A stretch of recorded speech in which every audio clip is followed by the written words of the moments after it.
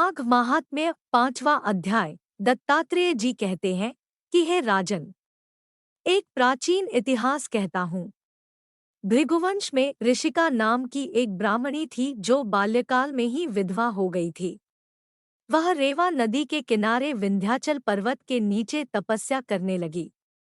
वह जितेंद्रिय, सत्यवक्ता, सुशील, दानशीलता तथा तप करके देह को सुखाने वाली थी। वह अग्नि में आहुति देकर उच्छवृत्ति द्वारा छठे काल में भोजन करती थी। वह वल्कल धारण करती थी और संतोष से अपना जीवन व्यतीत करती थी। उसने रेवा और कपिल नदी के संगम में 60 वर्ष तक माघ स्नान किया और फिर वहीं पर ही मृत्यु को प्राप्त हो गई। माघ स्नान के फल से वह दिव्य 4000 वर्ष तक विष्णु लोक में वास करके सुंद और उपसुंद दैत्यों का नाश करने के लिए ब्रह्मा द्वारा तिलोत्तमा नाम की अप्सरा के रूप में ब्रह्मलोक में उत्पन्न हुई। वह अत्यंत रूपवती, गान विद्या में अति प्रवीण तथा मुकुट कुंडल से शोभायमान थी। उसका रूप, यौवन और सौंदर्य देखकर ब्रह्मा भी चकित हो गए।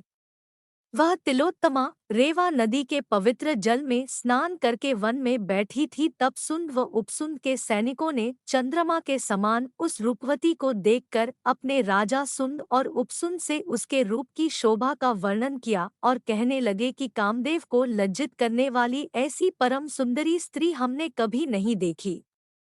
आप भी चलकर देखें। तब वह दोनों मदिरा के पात्र रखकर वहां पर आए जहां पर वह सुंदरी बैठी हुई थी और मदिरा के पान विह्वल होकर कामक्रीड़ा से पीड़ित हुए और दोनों ही आपस में उस स्त्रीरत्न को प्राप्त करने के लिए विवादग्रस्त हुए और फिर आपस में युद्ध करते हुए वहीं समाप्त हो गए।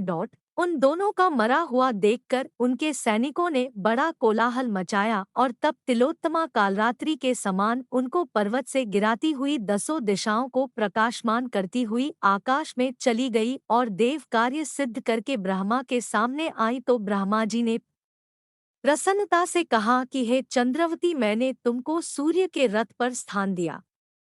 जब तक आकाश में सूर्य स्थित है, नाना प्रकार के भोगों को भोगो। सो हे राजन, वह ब्राह्मणी अब भी सूर्य के रथ पर माघ मास स्नान के उत्तम भोगों को भोग रही है। इसलिए श्रद्धावान पुरुषों को उत्तम गति पाने के लिए यत्न के साथ माघ मास में विधिपूर्वक स्नान करना चाहिए।